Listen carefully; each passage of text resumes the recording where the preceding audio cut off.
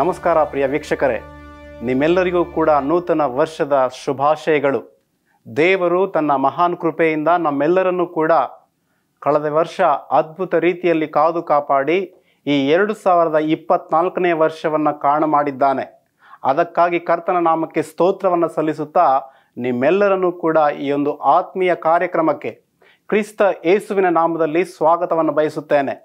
ನಾವೆಲ್ಲರೂ ಕೂಡ ಈ ನೂತನ ವರ್ಷದಲ್ಲಿ ಸ್ವಲ್ಪ ಹೊತ್ತು ದೇವರ ವಾಕ್ಯವನ್ನು ಕಲಿಯೋಣ. ಈ ಮೊದಲನೆಯ ದಿನದಲ್ಲಿ ದೇವರ ಕಡೆಗೆ ಒಮ್ಮೆ ತಿರುಗಿ ನೋಡುವಂಥವರಾಗೋಣ. ದೇವರ ವಾಕ್ಯವನ್ನು ಕಲಿಯುವ ಹಾಗೆ ನಾವು ಒಂದು ಸಣ್ಣ ಪ್ರಾರ್ಥನೆಯ ಮುಖಾಂತರ ಮುಂದೆ ಹೋಗುವ. ಪ್ರಾರ್ಥಿಸಿಕೊಳ್ಳೋಣ. ಸೇನಾಧೀಶ್ವರನಾದ ಯೆಹೋವನೇ, ಪ್ರೀತಿ ಸ್ವರೂಪನಾದ ನಮ್ಮ ತಂದೆಯಾದ ದೇವರೇ, ನಿನ್ನ ಪರಿಶುದ್ಧ ನಾಮಕ್ಕೆ ಸ್ತೋತ್ರವಾಗಲಿ. ಇಗೋ ಸ್ವಾಮಿ, 2023ನೇ ವರ್ಷದಲ್ಲಿ ಅದ್ಭುತ ರೀತಿಯಲ್ಲಿ ಸ್ವಾಮಿ ಕಾದು ಕಾಪಾಡಿ 2024ನೇ ವರ್ಷವನ್ನು ಕಾಣ ಮಾಡಿದ್ದಿ. ಕೋಟ್ಯಾನುಕೋಟಿ ಸ್ತೋತ್ರ.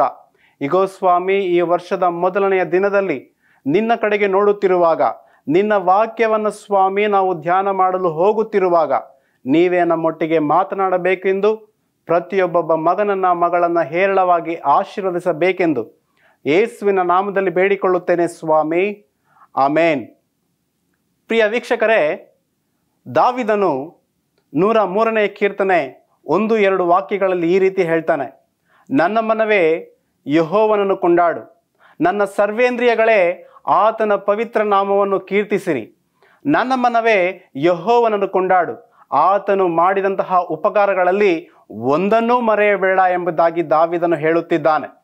ಪ್ರಿಯ ವೀಕ್ಷಕರೇ, ನಾವು ಗಮನಿಸುವಾಗ ದಾವಿದನು ಈ ಒಂದು ಕೀರ್ತನೆಯನ್ನು ಬರೆಯುವಾಗ ಹಣ್ಣು ಮುದುಕನಾಗಿದ್ದ.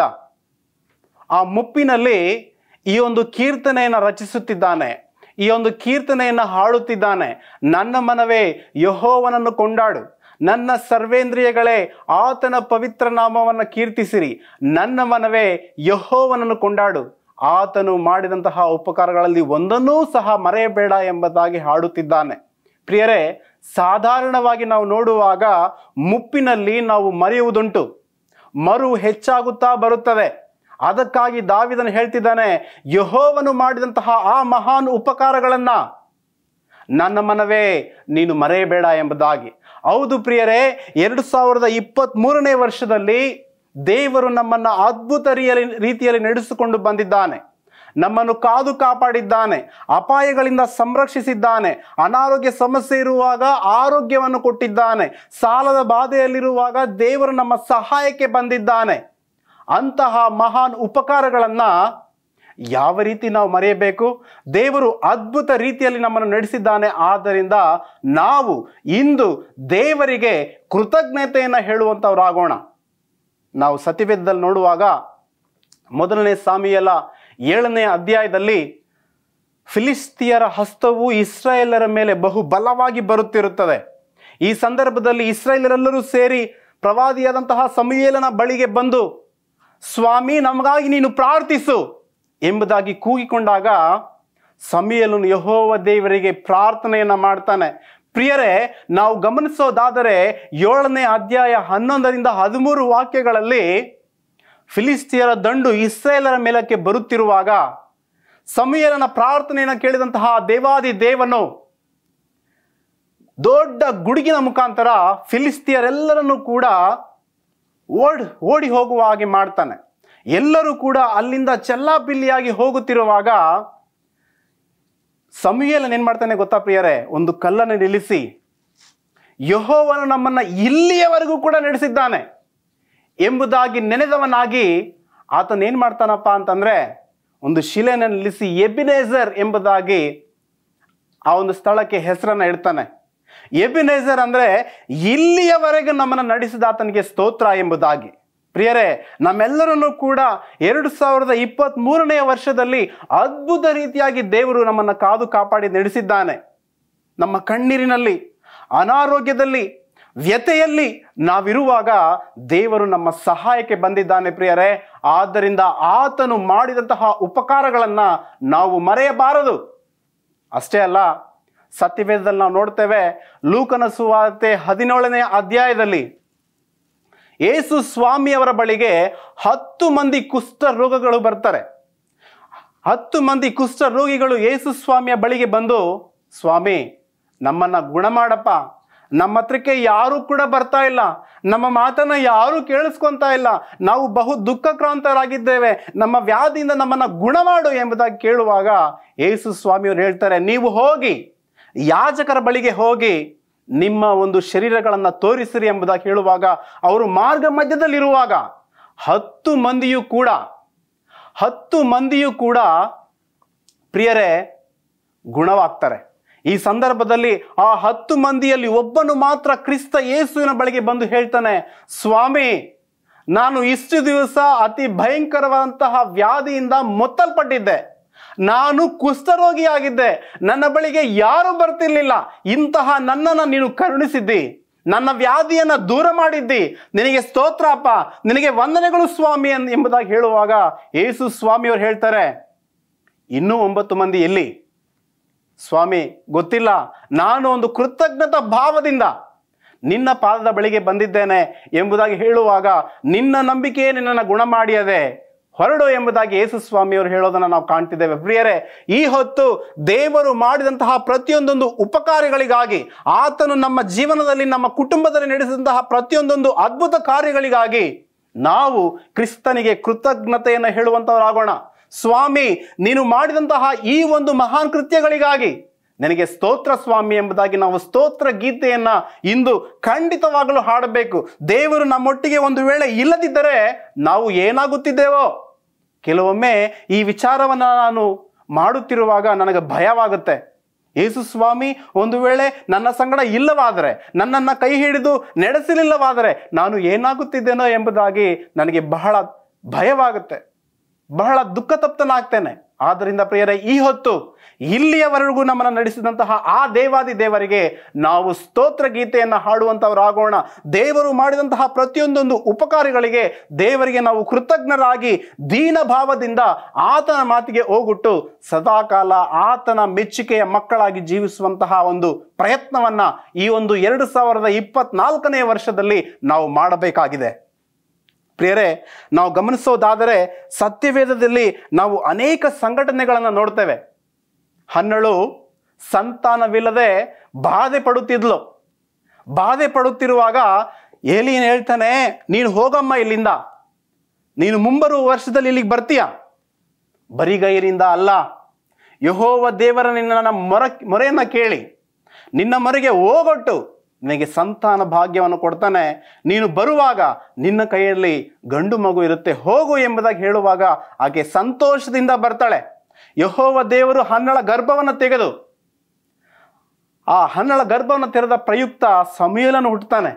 ಸಮುಯೇಲನನ್ನು ಕರೆತಂದು ಯೆಹೋವನ ಮಂದಿರದಲ್ಲಿ ಬಿಟ್ಟು, ಸ್ವಾಮಿ ನೀನು ಮಾಡಿದಂತಹ ಉಪಕಾರಗಳಿಗಾಗಿ ಸ್ತೋತ್ರ, ನಾನೇನು ಸಲ್ಲಿಸಲಿ, ನೀನು ಮಾಡಿದಂತಹ ಮಹಾನ್ ಉಪಕಾರಗಳಿಗಾಗಿ ನಾನು ನನ್ನ ಮಗನನ್ನ, ನೀನು ಅನುಗ್ರಹಿಸಿದಂಥ ಈ ಸಮುಯೇಲನನ್ನ ಸ್ವಾಮಿ ನಿನ್ನ ಮಂದಿರದಲ್ಲೇ ನಾನು ಬಿಡ್ತಿದ್ದೇನೆ ಎಂಬುದಾಗಿ ಸಮುಯೇಲನನ್ನ ಹನ್ನಳು ದೇವಾಲಯದಲ್ಲೇ ಬಿಟ್ಟು ಹೋಗೋದನ್ನು ನಾವು ಕಾಣ್ತೇವೆ. ಆದ್ರಿಂದ ಪ್ರಿಯ ವೀಕ್ಷಕರೇ, ಈ ಹೊತ್ತು ದೇವರು ಮಾಡಿದಂತಹ ಪ್ರತಿಯೊಂದೊಂದು ಉಪಕಾರಗಳನ್ನು ನಾವು ನೆನೆದು ಆತನಿಗೆ ವಿಧೇಯ ಮಕ್ಕಳಾಗಿ ಜೀವಿಸೋಣ. ಆತನ ಮಾತಿಗೆ ಅನುಸಾರವಾಗಿ ಜೀವಿಸುವಂತಹ ಮಕ್ಕಳು ಈ ಹೊತ್ತು ನಾವಾಗಿದ್ದರೆ ಎಷ್ಟು ಒಳ್ಳೆಯದು. ಆದ್ದರಿಂದ ಪ್ರಿಯ ವೀಕ್ಷಕರೇ, ಈ ಹೊತ್ತು ನಾವು ಕೃತಜ್ಞತಾ ಭಾವದಿಂದ ಆ ಕುಷ್ಠರೋಗಿ ಯಾವ ರೀತಿ ಬಂದು ಯೇಸು ಸ್ವಾಮಿಗೆ ಕೃತಜ್ಞತೆಯನ್ನ ಹೇಳಿದನೋ, ಹನ್ನಳು ಯಾವ ರೀತಿ ದೇವರ ಹತ್ರಕ್ಕೆ ಬಂದು ಸ್ವಾಮಿ ನೀನು ಮಾಡಿದಂತಹ ಉಪಕಾರಕ್ಕಾಗಿ ಸ್ತೋತ್ರ ಎಂಬುದಾಗಿ ಹೇಳಿದಳೋ, ದಾವೀದನು ಯಾವ ರೀತಿ ನನ್ನ ಮನವೇ ಯೆಹೋವನನ್ನು ಕೊಂಡಾಡು, ನನ್ನ ಸರ್ವೇಂದ್ರಿಯಗಳೇ ಆತನ ಪವಿತ್ರ ನಾಮವನ್ನು ಕೀರ್ತಿಸಿರಿ, ನನ್ನ ಮನವೇ ಯೆಹೋವನನ್ನು ಕೊಂಡಾಡು, ಆತನು ಮಾಡಿದಂತಹ ಉಪಕಾರಗಳಲ್ಲಿ ಒಂದನ್ನೂ ಮರೆಯಬೇಡ ಎಂಬುದಾಗಿ ಹೇಳಿದನೋ, ಅದೇ ರೀತಿ ಈ ಹೊತ್ತು ನಾವು ಸಹ ಕ್ರಿಸ್ತನ ಪಾದದ ಬಳಿಗೆ ಬಂದು ಸ್ವಾಮಿ ನೀನು ಮಾಡಿದಂತಹ ಎಲ್ಲಾ ಉಪಕಾರಗಳಿಗಾಗಿ ಸ್ತೋತ್ರ, ನಿನ್ನನ್ನು ನಂಬಿ ಸದಾ ಈ ಒಂದು 2024ನೇ ವರ್ಷದಲ್ಲಿ ನಿನ್ನ ಹೆಜ್ಜೆ ಜಾಡಿನಲ್ಲಿ ನಾನು ನಡೆಯುವಂತವನಾಗುತ್ತೇನೆ ಸ್ವಾಮಿ ಎಂಬುದಂತಹ ಪ್ರಾರ್ಥನೆಯನ್ನ ಈ ಹೊತ್ತು ನಾವೆಲ್ಲರೂ ಕೂಡ ಮಾಡಬೇಕಾಗಿದೆ. ದೇವರು ಅದ್ಭುತ ಸ್ವರೂಪನು, ಆಶ್ಚರ್ಯಕರನು, ನಾವೆಲ್ಲರೂ ಕೂಡ ಊಹಿಸದಂತಹ ಅದ್ಭುತ ಕಾರ್ಯಗಳನ್ನು ನಮ್ಮ ಮಧ್ಯದಲ್ಲಿ ಮಾಡಿದ್ದಾನೆ. ಪ್ರಿಯರೇ, ನಾವು ನೋಡುವಾಗ ಇಸ್ರಾಯೇಲರ ದೊಡ್ಡ ಗುಂಪು ದೇವರು ಈ ಐಗುಪ್ತ ದೇಶದಿಂದ ಅವರೆಲ್ಲರನ್ನು ಕೂಡ ಕನಾನ್ ದೇಶಕ್ಕೆ ನಡೆಸಬೇಕು ಎಂಬುದಾಗಿ ಹೊರತರ್ತಾನೆ. ಹೊರತಂದಾಗ ಮುಂದೆ ಕೆಂಪು ಸಮುದ್ರ, ಹಿಂದೆ ಶತ್ರು ಸೈನ್ಯ, ಫರೋಹನ ಸೈನ್ಯ. ಇಂತಹ ಭಯಂಕರವಾದಂತಹ ಪರಿಸ್ಥಿತಿಯಲ್ಲಿ ಮುಂದೆ ಕೆಂಪು ಸಮುದ್ರವಿರುವಾಗ ಇಸ್ರಾಯೇಲರೆಲ್ಲರೂ ಕೂಡ ಈ ಮೋಶೆಯನ್ನು ಕಂಡು ಗೊಣಗಾಡ್ತಾರೆ. ಆದರೆ ಮೋಶೆ ದೇವರ ಕಡೆಗೆ ತಿರುಗಿ, ಸ್ವಾಮಿ ಏನು ಮಾಡಬೇಕಪ್ಪ ಎಂಬುದಾಗಿ ಹೇಳುವಾಗ ಯೆಹೋವ ದೇವರು ಹೇಳ್ತಾರೆ, ನಿನ್ನ ಕೈಯನ್ನು ಮೇಲೆತ್ತು, ಆ ಕೋಲನ ಮೇಲೆತ್ತು ಎಂಬುದಾಗಿ ಹೇಳುವಾಗ ಆ ಕೆಂಪು ಸಮುದ್ರವು 2 ಭಾಗವಾಯಿತು. ಕ್ಷೇಮವಾಗಿ ದೇವರ ಮಕ್ಕಳೆಲ್ಲರೂ ಕೂಡ, ಇಸ್ರಾಯೇಲರೆಲ್ಲರೂ ಕೂಡ ದಡವನ್ನು ಸೇರಿದರು. ತನ್ನ ಮಕ್ಕಳಿಗಾಗಿ ದೇವರು ಸಮುದ್ರವನ್ನು 2 ಭಾಗವನ್ನು ಮಾಡಿದ್ದಾನೆ ಪ್ರಿಯರೇ. ಅಷ್ಟು ಮಾತ್ರವೇ ಅಲ್ಲ, ಅದೇ ಕೆಂಪು ಸಮುದ್ರದಲ್ಲಿ ಫರೋಹನ ಸೈನ್ಯವೆಲ್ಲವನ್ನು ಕೂಡ ದೇವರು ಸಂಹಾರ ಮಾಡಿಬಿಡ್ತಾನೆ. ಎಂತಹ ಒಂದು ಅದ್ಭುತ ಕಾರ್ಯ! ಅಷ್ಟು ಮಾತ್ರವೇ ಅಲ್ಲ, ಆಕಾಶದಿಂದ ಮನ್ನವನ್ನು ಕೊಡ್ತಾನೆ ತನ್ನ ಮಕ್ಕಳಿಗಾಗಿ. ಅಷ್ಟು ಮಾತ್ರವೇ ಅಲ್ಲ, ಬಂಡೆಯಿಂದ ನೀರನ್ನು ಕೊಡ್ತಾನೆ. ಅಷ್ಟು ಮಾತ್ರವೇ ಅಲ್ಲ, ದೇವರು ಮಾರ ಅನುಭವವನ್ನು ಕೂಡ ಮಧುರವನ್ನಾಗಿ ಮಾಡ್ತಾನೆ. ಪ್ರಿಯರೇ, ನಾವು ಗಮನಿಸಬೇಕು, ನಾವು ಈ ಹೊತ್ತು ಉಸಿರಾಡ್ತಿದ್ದೇವೆ ಅಂತಂದ್ರೆ ಅದು ಖಂಡಿತವಾಗಲೂ ಯೆಹೋವನ ಅನುಗ್ರಹವೇ ಹೌದು, ಆತನ ಉಪಕಾರವೇ ಹೌದು. ಆದ್ದರಿಂದ ಆತನು ನಡೆಸಿದಂತಹ ಈ ಒಂದು ಮಹಾನ್ ಕೃತ್ಯಗಳನ್ನು, ಆತನು ಮಾಡಿದಂತಹ ಮಹಾ ಉಪಕಾರಗಳನ್ನು ನಾವು ಯಾವುದೇ ಕಾರಣಕ್ಕೂ ಕೂಡ ಪ್ರಿಯರೇ ಮರೆಯಬಾರದು. ಮರೆಯದ ಹಾಗೆ ಸದಾ ಆತನ ಹೆಜ್ಜೆ ಜಾಡಿನಲ್ಲಿ ನಾವು ನಡೆಯುವಂಥವರಾಗೋಣ. ಪ್ರಿಯರೇ, ಈ ಒಂದು ನೂತನ ವರ್ಷದಲ್ಲಿ ಒಬ್ಬ ವ್ಯಕ್ತಿಯನ್ನ ಈ ಸಂದರ್ಭದಲ್ಲಿ ನಿಮಗೆ ನಾನು ಪರಿಚಯ ಮಾಡಲು ಬಯಸ್ತೇನೆ. ಆತನ ಮುಖಾಂತರ ಕೆಲವು ಆತ್ಮೀಯ ಪಾಠಗಳನ್ನು ಕಲಿತು ಆತನ ಒಂದು ಹೆಜ್ಜೆ ಜಾಡಿನಲ್ಲಿ ನಾವು ನಡೆಯುವುದಾದರೆ ದೇವರ ಮೆಚ್ಚುಗೆಗೆ ನಾವು ಪಾತ್ರರಾಗ್ತೇವೆ. ಪ್ರಿಯರೇ, ನಾವು ಗಮನಿಸುವಾಗ ಆದಿಕಾಂಡ 12ನೇ ಅಧ್ಯಾಯದಲ್ಲಿ ಒಬ್ಬ ವ್ಯಕ್ತಿಯ ಪರಿಚಯವನ್ನು ದೇವರು ಇಲ್ಲಿ ಮಾಡುತ್ತಿದ್ದಾನೆ. ಬನ್ನಿ ಪ್ರಿಯರೇ, ಹೋಗುವ. ಆದಿಕಾಂಡ 12ನೇ ಅಧ್ಯಾಯ ನಾನು 1ನೇ ವಾಕ್ಯದಿಂದ ಓದ್ತಾ ಇದ್ದೇನೆ.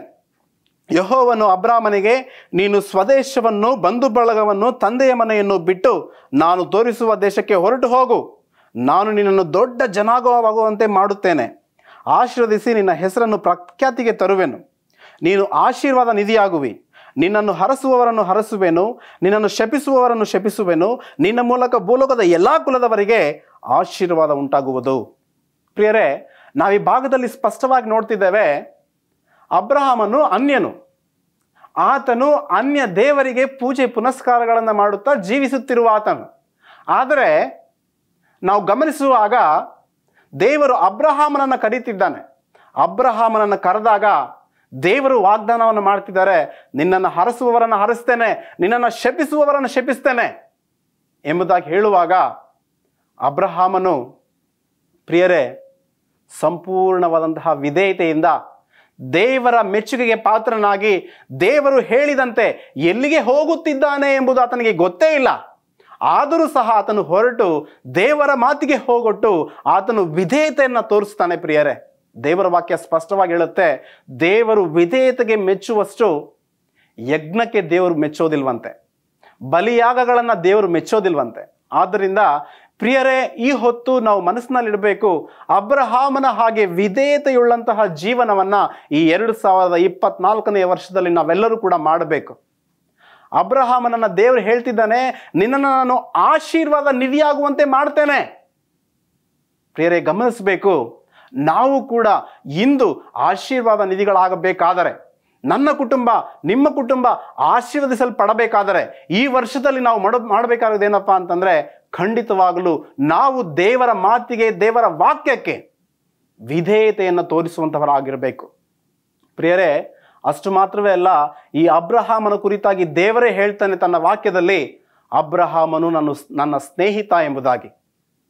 ಅಬ್ರಹಾಮನು ನನ್ನ ಸ್ನೇಹಿತ ಎಂಬುದಾಗಿ ಹೇಳ್ತಾನೆ. ಪ್ರಿಯರೇ, ಆತನ ವಿಧೇಯತೆ ದೇವರ ಹತ್ರ ಸ್ನೇಹವನ್ನು ಏರ್ಪಾಟು ಮಾಡುತ್ತೆ ಎಂಬುದಾಗಿ ನಾವು ನೋಡಬಹುದು. ಪ್ರಿಯರೇ, ಅಬ್ರಹಾಮನು ವಿಧೇಯತೆಯನ್ನು ತೋರಿಸ್ತಾ ಇದ್ದಾನೆ. ದೇವರು ಕರೆದಾಗ ಆತನು ತನ್ನ ಸ್ವಂತ ಮನೆಯನ್ನು ಬಿಟ್ಟು, ಬಂಧು ಬಳಗವನ್ನು ಬಿಟ್ಟು, ತನ್ನ ಈ ಇಹಲೋಕ ಆಶೆಗಳಲ್ಲೆಲ್ಲವನ್ನು ಕೂಡ ತೊರೆದು ಏನು ಮಾಡ್ತಾನಪ್ಪ ಅಂತಂದರೆ, ದೇವರು ತೋರಿಸುವಂತಹ ಒಂದು ಭೂಮಿಗಾಗಿ, ಆ ಒಂದು ನೆಲಕ್ಕಾಗಿ ತಾನು ಏನು ಮಾಡ್ತಾನಪ್ಪ ಅಂತಂದರೆ ಪ್ರಯಾಣವನ್ನು ಮಾಡೋದನ್ನು ನಾವು ಕಾಣ್ತೇವೆ. ಪ್ರಿಯರೇ, ಅಬ್ರಹಾಮನು ಎಂತಹ ಅಮೋಘವಾದಂತಹ ಒಬ್ಬ ಮನುಷ್ಯ ಎಂಬುದಾಗಿ ನಾವು ಕಲಿಯಬಹುದು. ಅಬ್ರಹಾಮನು ದೇವರ ಮಾತಿಗೆ ಕಿವಿಗೊಟ್ಟು ಆತನ ನುಡಿಗನುಸಾರವಾಗಿ ನಡೆದಂತಹ ವ್ಯಕ್ತಿ ಯಾರಪ್ಪ ಅಂದರೆ ಅದು ಖಂಡಿತವಾಗಲು ಅಬ್ರಹಾಮನು. ಪ್ರಿಯರೇ, ಇವತ್ತು ನಾವು ಕೂಡ ಅಷ್ಟೇ ಆ ವಿಧೇಯತೆಯನ್ನು ತೋರಿಸೋಣ. ದೇವರ ಕೃಪೆಗೆ ನಾವೆಲ್ಲರೂ ಕೂಡ ಪಾತ್ರರಾಗೋಣ. ಅಷ್ಟು ಮಾತ್ರವೇ ಅಲ್ಲ, ಅಬ್ರಹಾಮನ ಜೀವನದಲ್ಲಿ ನಾವು ಕಲಿಯಬೇಕಾದಂತಹ ಮತ್ತೊಂದು ಗುಣಪಾಠ ನಾವು ಗಮನಿಸುವಾಗ ಅದೇ ಆದಿಕಾಂಡ 12ನೇ ಅಧ್ಯಾಯ ನಾವು 7ನೇ ವಚನವನ್ನು ಓದುವುದಾದರೆ ಸ್ಪಷ್ಟವಾಗಿ ದೇವರ ವಾಕ್ಯ ನಮಗೆ ತಿಳಿಸ್ತಿದೆ. ಪ್ರಿಯರೇ, ಗಮನಿಸಿ. ಅಲ್ಲಿ ಯೆಹೋವನು ಅಬ್ರಹಾಮನಿಗೆ ದರ್ಶನ ಕೊಟ್ಟು, ನಾನು ಈ ದೇಶವನ್ನು ನಿನ್ನ ಸಂತಾನಕ್ಕೆ ಕೊಡುವೆನು. ತನಗೆ ದರ್ಶನ ಕೊಟ್ಟ ಯೆಹೋವನಿಗೆ ಅಬ್ರಾಮನು ಯಜ್ಞ ವೇದಿಯನ್ನು ಕಟ್ಟಿಸಿದನು ಎಂಬುದಾಗಿ ನಾವು ನೋಡ್ತೇವೆ. ಅಬ್ರಾಮನು ಶೆಕೆಮ್ ಎಂಬಂತಹ ಸ್ಥಳಕ್ಕೆ ಬರ್ತಾನೆ. ಬಂದಾಗ ಯೆಹೋವ ದೇವರ ಹತ್ರ ಮಾತನಾಡ್ತಾನೆ. ಆ ಒಂದು ಘಟನೆಯ ನಂತರ ಪ್ರಿಯರೇ, ಅಬ್ರಹಾಮನು ಬಹಳ ಕೃತಜ್ಞತಾ ಹೃದಯದಿಂದ ಒಂದು ಯಜ್ಞವೇದಿಯನ್ನು ಕಟ್ತಾನೆ. ಯಜ್ಞವೇದಿ ಯಾವುದಕ್ಕೆ ಸೂಚನೆ ಎಂಬುದಾಗಿ ನಾವು ನೋಡುವಾಗ ಪ್ರಿಯ ವೀಕ್ಷಕರೇ, ಪ್ರಾರ್ಥನೆಗೆ ಇದು ಸಾದೃಶ್ಯವಾಗಿದೆ. ನಾವು ಗಮನಿಸುವಾಗ ಅಬ್ರಹಾಮನು ಎಲ್ಲಿಗೆ ಹೋದರೂ ಸರಿ ಆತನಿಗಿದ್ದಂತಹ ಒಂದು ಬಹು ವಿಶಿಷ್ಟವಾದಂತಹ ಗುಣ ಏನು ಎಂಬುದಾಗಿ ನಾವು ನೋಡುವಾಗ ಯಜ್ಞವೇದಿಯನ್ನು ಕಟ್ತಾನೆ. ಯಜ್ಞವೇದಿ ಪ್ರಾರ್ಥನೆಗೆ ಸೂಚನೆಯಾಗಿದೆ. ಪ್ರಿಯರೇ, ಈ ಹೊತ್ತು ನಾವು ನಮ್ಮ ಕುಟುಂಬಗಳಲ್ಲಿ ಪ್ರಾರ್ಥನೆಗೆ ಪ್ರಾಧಾನ್ಯತೆಯನ್ನು ಕೊಡುತ್ತಿದ್ದೇವೋ ಇಲ್ಲವೋ ಗಮನಿಸಬೇಕು. ಅಬ್ರಹಾಮನ ಜೀವನದಲ್ಲಿ ತಾನು ಒಂದೊಂದು ಮೆಟ್ಟಿಲು ಮೇಲೆ ಏರುತ್ತಿದ್ದಾನೆ. ಹೇಗೆ ಎಂಬುದಾಗಿ ನಾವು ನೋಡುವಾಗ ತನಗಿದ್ದಂತಹ ಪ್ರಾರ್ಥನೆಯ ಜೀವನದಿಂದ. ಪ್ರಿಯರೇ, ಈ ಹೊತ್ತು ನಾವು ವಿಶೇಷವಾಗಿ ಅಬ್ರಹಾಮನಿಂದ ಕಲಿಯಬೇಕು ಪ್ರಾರ್ಥಿಸುವಂತಹ ಒಂದು ಜೀವನ. ಪ್ರಿಯರೇ, ಈ ಅಬ್ರಹಾಮನ ವಿಚಾರವಾಗಿ ನಾವು ಕಲಿತಿರುವಾಗ ಖಂಡಿತವಾಗ್ಲೂ ನಾವು ಯೇಸು ಸ್ವಾಮಿಯವರ ಕುರಿತಾಗಲೂ ಕೂಡ ಮಾತಾಡಬೇಕು. ಮಾರ್ಕನ ಸುವಾರ್ತೆ 1ನೇ ಅಧ್ಯಾಯ 35ನೇ ವಾಕ್ಯ ಹೇಳುತ್ತೆ, ಮುಂಜಾನೆಯಲ್ಲಿ ಇನ್ನೂ ಮಬ್ಬಿರುವಾಗ ಯೇಸು ಸ್ವಾಮಿಯವರು ಅಡವಿಯ ಪ್ರಾಂತ್ಯಕ್ಕೆ ಹೋಗಿ ಪ್ರಾರ್ಥನೆಯನ್ನು ಮಾಡುತ್ತಿರೋದನ್ನು ನಾವು ಕಾಣ್ತೇವೆ. ಪ್ರಿಯರೇ, ಯೇಸು ಸ್ವಾಮಿಯವರು ಪ್ರಾರ್ಥನೆಯನ್ನು ಮಾಡುತ್ತಿದ್ದ ಹಾಗೆ ಅಬ್ರಹಾಮನು ಕೂಡ ಆದಿಕಾಂಡ 12ನೇ ಅಧ್ಯಾಯ 7ನೇ ವಚನದಲ್ಲಿ ಪ್ರಾರ್ಥನೆಯನ್ನು ಮಾಡುತ್ತಿದ್ದಾನೆ. ಪ್ರಿಯರೇ, 2023ನೇ ವರ್ಷದಲ್ಲಿ ಕಳೆದುಕೊಂಡಂತಹ ಪ್ರತಿಯೊಂದೊಂದು ಆಶೀರ್ವಾದವನ್ನ ಈ 2024ನೇ ವರ್ಷದಲ್ಲಿ ಪಡೆಯಬೇಕಾದರೆ ನಾವೆಲ್ಲರೂ ಕೂಡ ಪ್ರಾರ್ಥನೆಗೆ ಅತಿ ಹೆಚ್ಚಿನ ಒತ್ತನ್ನು ಕೊಡಬೇಕು, ಪ್ರಾರ್ಥನೆಗೆ ಅತಿ ಹೆಚ್ಚಿನ ಪ್ರಾಧಾನ್ಯತೆಯನ್ನು ಕೊಡಬೇಕು. ಪ್ರಿಯರೇ, ವಿಶೇಷವಾಗಿ ಈ ಅಬ್ರಹಾಮನ ಕುರಿತಾಗಿ ನಾವು ಕಲಿಯುತ್ತಿರುವಾಗ ಈ ವಿಧೇಯತೆ, ಈ ಪ್ರಾರ್ಥನೆಯ ಜೀವನ ಈ 2024ನೇ ವರ್ಷದಲ್ಲಿ ನಾವು ಅನುಸರಿಸುವಾಗ ಖಂಡಿತವಾಗಲೂ ದೇವರು ನಮ್ಮನ್ನು ಕೈ ಹಿಡಿದು ನಡೆಸುವಂತವನಾಗಿದ್ದಾನೆ. ಅಷ್ಟು ಮಾತ್ರವೇ ಅಲ್ಲ, ಇದೇ ಅಬ್ರಹಾಮನ ಕುರಿತಾಗಿ ನಾವು ಕಲಿಯುತ್ತಿರುವಾಗ ಖಂಡಿತವಾಗಲೂ ಆತನಿಗಿದ್ದಂತಹ ಸಹನೆಯ ಕುರಿತಾಗಿ ನಾವು ಕಲಿಯಬೇಕು. ಆತನು ವಿಶೇಷವಾಗಿ ನಾವು ಗಮನಿಸುವಾಗ ಬಹು ತಾಳ್ಮೆಯುಳ್ಳಂತಹ ವ್ಯಕ್ತಿ. ಯಾವ ರೀತಿ ಪಾಸ್ಟ್ರೆ ಎಂಬುದಾಗಿ ನೀವು ಕೇಳಬಹುದು. ಅಬ್ರಹಾಮನು ಪ್ರಿಯರೇ, ಆತನು ಕರೆಯಲ್ಪಟ್ಟಾಗ ಆತನಿಗೆ 75 ವರ್ಷ. ದೇವರು ಆತನಿಗೆ ಹೇಳ್ತಾನೆ, ಅಬ್ರಹಾಮನೇ ನೀನು ಹೊರಗಡೆ ಬಾ, ಸ್ವಾಮಿ ಹೇಳು, ಆಕಾಶದ ಕಡೆಗೆ ನೋಡು, ಸ್ವಾಮಿ ಹೇಳು, ನಿನ್ನ ಕೈಲಾದಲ್ಲಿ ಆಕಾಶದ ನಕ್ಷತ್ರಗಳನ್ನು ಲೆಕ್ಕಿಸು. ಸ್ವಾಮಿ, ನನ್ನ ಕೈಲಾಗಲ್ಲ ಸ್ವಾಮಿ. ಮತ್ತೊಮ್ಮೆ ದೇವರು ಅಬ್ರಹಾಮನನ್ನು ಕರೀತಾನೆ, ಅಬ್ರಹಾಮನೇ ನೀನು ಗುಡಾರದಿಂದ ಹೊರಗೆ ಬಾ, ಸ್ವಾಮಿ ಹೇಳು, ಸಮುದ್ರದ ಹುಸುಬನ್ನು ನಿನ್ನ ಕೈಗೆ ತೆಗೆದುಕೋ, ಹೇಳು ಸ್ವಾಮಿ, ನಿನ್ನ ಕೈಲಾದಲ್ಲಿ ಅದನ್ನು ಲೆಕ್ಕಿಸು. ಸ್ವಾಮಿ, ನನ್ನ ಕೈಲಾಗೋದಿಲ್ಲ. ನಿನ್ನ ಸಂತಾನವನ್ನ ಇಷ್ಟನ್ನಾಗಿ ನಾನು ಮಾಡ್ತೇನೆ, ಆಕಾಶದ ನಕ್ಷತ್ರಗಳ ಹಾಗೆ ಮಾಡ್ತೇನೆ, ಸಮುದ್ರದ ಹುಸುಬಿನಂತೆ ನಿನ್ನ ಸಂತಾನವನ್ನು ನಾನು ಹೆಚ್ಚಿಸ್ತೇನೆ ಎಂಬುದಾಗಿ ದೇವರು ಹೇಳುವಾಗ ಪ್ರಿಯರೇ, ಅಬ್ರಹಾಮನು ನಂಬಿದ. ಅಬ್ರಹಾಮನು ನಂಬಿ ಸಹನೆಯಿಂದ ತಾಳ್ಮೆಯಿಂದ ಮುಂದೆ ಹೋಗೋದನ್ನು ನಾವು ಕಾಣ್ತೇವೆ. ಆದರೆ ದೇವರು ಕರೆದು 10 ವರ್ಷ ಕಳೆಯಿತು, 15 ವರ್ಷ ಕಳೆಯಿತು, 20 ವರ್ಷ ಕಳೆಯಿತು, ದೇವರು ತನ್ನ ವಾಗ್ದಾನವನ್ನು ನೆರವೇರಿಸಲಿಲ್ಲ. ಇದರ ಪ್ರಯುಕ್ತ ಅಬ್ರಹಾಮನು ಯಾವುದೇ ಕಾರಣಕ್ಕೂ ಕೂಡ ನಿರಾಶೆಯಾಗಲಿಲ್ಲ. ಪ್ರಿಯರೇ, ನಂಬಿಕೆಯಿಂದ ವಿಶ್ವಾಸದಿಂದ ದೇವರು ಖಂಡಿತವಾಗಲೂ ನನ್ನನ್ನು ನಡೆಸ್ತಾನೆ, ದೇವರು ಖಂಡಿತವಾಗಲೂ ತನ್ನ ವಾಗ್ದಾನವನ್ನು ನೆರವೇರಿಸ್ತಾನೆ ಎಂಬುದಾಗಿ ಆತನು ನಂಬಿದ್ದ. ಪ್ರಿಯರೇ, ಅಷ್ಟೇ ಅಲ್ಲ, ನಾವು ಗಮನಿಸುವಾಗ ಅಬ್ರಹಾಮನು 100 ವರ್ಷದ ಮುಪ್ಪಿನವನಾಗಿರುವಾಗ ಸಾರಳು 99 ವರ್ಷ ತುಂಬಿರುವಂತಹ ಮುದುಕಿಯಾಗಿರುವಾಗ, ಹಣ್ಣು ಮುದುಕಿ ಪ್ರಿಯರೇ, ಸ್ತ್ರೀ ಧರ್ಮವು ಆಕೆಗೆ ನಿಂತು ಹೋಗಿತ್ತು ಎಂಬುದಾಗಿ ಸತ್ಯವಾಕ್ಯ ಹೇಳುತ್ತೆ. ಅಂತಹ ಒಂದು ಕುಟುಂಬದಲ್ಲಿ ಮುಪ್ಪಿನಲ್ಲಿರುವಂತಹ ಅಬ್ರಹಾಮನಿಗೆ, ಮುಪ್ಪಿನಲ್ಲಿರುವಂತಹ ಸಾರಳಿಗೆ ದೇವರು ಇಸ್ಸಾಕನನ್ನು ಕೊಡ್ತಾನೆ. ಪ್ರಿಯರೇ, ಎಷ್ಟು ಅದ್ಭುತವಾದಂತಹ ಗುಣ ಅಬ್ರಹಾಮನಲ್ಲಿರುವಂಥದ್ದು. ಪ್ರಿಯರೇ, ಆ ತಾಳ್ಮೆ ಗುಣ ನನ್ನಲ್ಲೂ ನಿನ್ನಲ್ಲೂ ಇದ್ದರೆ ಎಷ್ಟೋ ಆಶೀರ್ವಾದಗಳನ್ನು ಖಂಡಿತವಾಗ್ಲೂ ನಾವು ಹೊಂದ್ಕೊಳ್ತೇವೆ. ಅಬ್ರಹಾಮನಲ್ಲಿ ನೋಡ್ರಿ ವಿಧೇಯತೆ ಇತ್ತು, ಅಬ್ರಹಾಮನಲ್ಲಿ ನೋಡ್ರಿ ಪ್ರಾರ್ಥನೆ ಇತ್ತು, ಅಬ್ರಹಾಮನಲ್ಲಿ ನೋಡ್ರಿ ಸಹನೆ ಇತ್ತು, ತಾಳ್ಮೆ ಇತ್ತು. ಪ್ರಿಯ ವೀಕ್ಷಕರೇ, ನಾವು ಕೂಡ ಅಷ್ಟೇ ಸಹನೆಯಲ್ಲಿ, ತಾಳ್ಮೆಯಲ್ಲಿರಬೇಕು, ಪ್ರಾರ್ಥಿಸುವಂಥವರಾಗಿರಬೇಕು, ವಿಧೇಯತೆಯನ್ನು ತೋರಿಸುವಂಥವರಾಗಿರಬೇಕು ಈ 2024ನೇ ವರ್ಷದಲ್ಲಿ. ಪ್ರಿಯರೇ, ನಾವೆಲ್ಲರೂ ಕೂಡ ಆಶೀರ್ವಾದ ನಿಧಿಗಳಾಗಬೇಕಾದ್ರೆ, ನಮ್ಮ ಕುಟುಂಬವು ಮೇಲೆತ್ತಲ್ಪಡಬೇಕಾದ್ರೆ ಈ ಸೂತ್ರಗಳನ್ನು ನಾವು ಪಾಲಿಸುವಾಗ ಈ 2024ನೇ ವರ್ಷವು ನಮ್ಮೆಲ್ಲರಿಗೂ ಕೂಡ ಆಶೀರ್ವಾದದಾಯಕ ವರ್ಷವಾಗಿರುತ್ತದೆ. ಪ್ರಿಯರೇ, ಅಷ್ಟು ಮಾತ್ರವೇ ಅಲ್ಲ, ಈ ಅಬ್ರಹಾಮನ ಕುರಿತಾಗಿ ಕಲಿಯುತ್ತಿರುವಾಗ ಖಂಡಿತವಾಗ್ಲೂ ಒಂದು ವಿಷಯವನ್ನು ನಾನು ನಿಮಗೆ ನೆನಪು ಮಾಡಬೇಕು. ಒಮ್ಮೆ ದೇವರು ಅಬ್ರಹಾಮನನ್ನು ಕರೆದು, ಅಬ್ರಹಾಮನೇ, ನಿನ್ನ ಒಬ್ಬನೇ ಮಗನಾಗಿರುವಂತಹ ಇಸ್ಸಾಕನನ್ನು ತೆಗೆದುಕೊಂಡು ಮೋರಿಯ ದೇಶಕ್ಕೆ ಹೋಗಿ ನಾನು ತೋರಿಸುವಂತಹ ಬೆಟ್ಟದ ಮೇಲೆ ಅವನನ್ನು ಯಜ್ಞವಾಗಿ ಅರ್ಪಿಸು ಎಂಬುದಾಗಿ ಹೇಳುವಾಗ ಅಬ್ರಹಾಮನು ತನ್ನ ಹೆಂಡತಿಗೂ ಕೂಡ ಈ ವಿಚಾರವನ್ನು ಹೇಳಲಿಲ್ಲ. ಯಾಕೆಂದರೆ ತಾಯಿಯ ಪ್ರೀತಿ ಇಸ್ಸಾಕನನ್ನು ತಡೆ ಹಿಡಿಯುತ್ತೆ ಎಂಬುದಾಗಿ ಭಾವಿಸಿ ಅಬ್ರಹಾಮನು ಸಾರಳಿಗೆ ಹೇಳೋದಿಲ್ಲ. ಇಸ್ಸಾಕನನ್ನು ಕರೆದುಕೊಂಡು ಆ ಮೋರೆಯ ದೇಶಕ್ಕೆ ಹೋಗ್ತಾನೆ. ಬೆಟ್ಟವನ್ನು ಹತ್ತುತ್ತಿರುವಾಗ ಇಸ್ಸಾಕನೇ ಹೇಳ್ತಾನೆ, ಅಪ್ಪ, ನಮ್ಮ ಬಳಿ ಸೌದೆ ಉಂಟು, ಆದರೆ ಕುರಿಮರಿ ಇಲ್ಲ. ಕುರಿಮರಿ ಹೇಗೆ ಎಂಬುದಾಗಿ ಕೇಳುವಾಗ ಅಬ್ರಹಾಮನು ಹೇಳ್ತಾನೆ, ಯೆಹೋವ ದೇವರೇ ಅನುಗ್ರಹಿಸಿ ಕೊಡ್ತಾನೆ ಎಂಬುದಾಗಿ. ಪ್ರಿಯರೇ, ಕೊನೆಗೆ ಇಸ್ಸಾಕನನ್ನು ಕಟ್ಟಿ ಆ ಒಂದು ಯಜ್ಞವೇದಿ ಮೇಲೆ ಆತನನ್ನು ಮಲಗಿಸಿ, ಪ್ರಿಯರೇ, ಆತನನ್ನು ಕೊಲ್ಲಲು ಹೋಗ್ತಾನೆ, ಯಜ್ಞವಾಗಿ ದೇವರಿಗೆ ಅರ್ಪಿಸಲು ಹೋಗ್ತಾನೆ. ಆಗ ತಕ್ಷಣ ದೇವದೂತನು ಬಂದು ಆತನನ್ನು ತಡೆ ಹಿಡಿದು, ಅಬ್ರಹಾಮನೇ, ನಿನ್ನ ಒಂದು ವಿಧೇಯತೆಗೆ, ನಿನ್ನ ಒಂದು ವಿಶ್ವಾಸಕ್ಕೆ ನಾನು ಮೆಚ್ಚಿದ್ದೇನೆ ಎಂಬುದಾಗಿ ದೇವರೇ ಆತನನ್ನು ಆಶೀರ್ವಾದ ಮಾಡೋದನ್ನು ಕಾಣ್ತೇವೆ.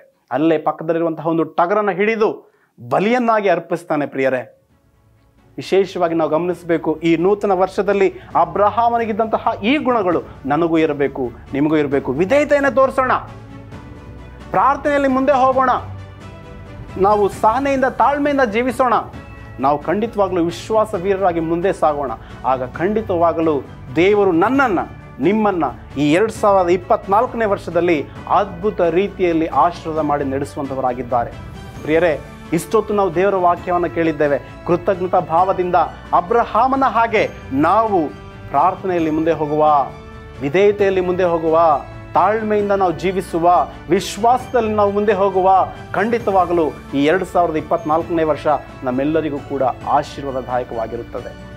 ಬನ್ನಿ, ನಾವೆಲ್ಲರೂ ಕೂಡ ಈ 2024ನೇ ವರ್ಷದಲ್ಲಿ ಇವೆಲ್ಲವನ್ನು ಕೂಡ ಹಿಂಬಾಲಿಸಿ ದೇವರ ಕೃಪೆಗೆ ಪಾತ್ರರಾಗೋಣ. ದೇವರು ಈ ಸ್ವಲ್ಪ ವಾಕ್ಯವನ್ನು ಆಶೀರ್ವಾದ ಮಾಡಲಿ. ಪ್ರಾರ್ಥಿಸುವ. ಸೇನಾಧೀಶ್ವರನಾದ ಯೆಹೋವನೇ, ನಿನ್ನ ಪರಿಶುದ್ಧ ನಾಮಕ್ಕೆ ಸ್ತೋತ್ರವಾಗಲಿ. ಇಗೋ ಕರ್ತನೇ, ನಿನ್ನ ಸತ್ಯ ವಾಕ್ಯವನ್ನು ಕೇಳ ಮಾಡಿದ್ದೀನಿ, ನಿನ್ನ ನಾಮಕ್ಕೆ ಸ್ತೋತ್ರ. ಸ್ವಾಮಿ, 2023ನೇ ವರ್ಷವೆಲ್ಲವೂ ಕೂಡ ಕೈ ಹಿಡಿದು ನಡೆಸಿದ್ದಿ, ಕೋಟ್ಯಾನು ಕೋಟಿ ಸ್ತೋತ್ರಪ್ಪ. 2024ನೇ ವರ್ಷದಲ್ಲೂ ಕೂಡ ನಮ್ಮೆಲ್ಲರ ಕೈ ಹಿಡಿದು ನಡೆಸು. ವಿಶೇಷವಾಗಿ ನಾವು ಕೇಳಿದಂತಹ ವಾಕ್ಯದಲ್ಲಿ ನಾವು ಜೀವಿಸುವ ಹಾಗೆ ಸಹಾಯ ಮಾಡಬೇಕೆಂದು ಯೇಸುವಿನ ನಾಮದಲ್ಲಿ ಬೇಡಿಕೊಳ್ಳುತ್ತೇನೆ ಸ್ವಾಮಿ. ಆಮೇನ್.